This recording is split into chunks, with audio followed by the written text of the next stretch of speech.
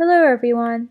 In this interactivity, we're going to investigate the terminal velocity for a cyclist riding a mountain bike on a flat road.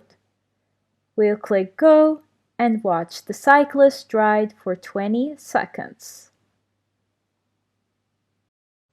Watch the velocity time graph for the cyclist.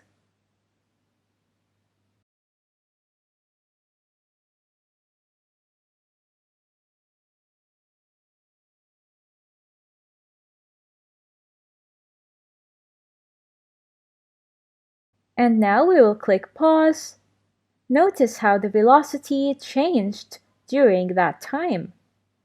First, the velocity increased for 8 seconds, as you can see right here, and then it reached a constant value from 8 to 20 seconds. This constant velocity is known as the terminal velocity.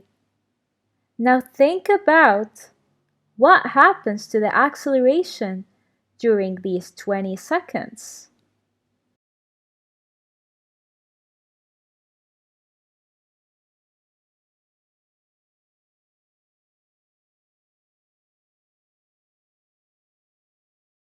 Yes, during the first 8 seconds, there's an acceleration.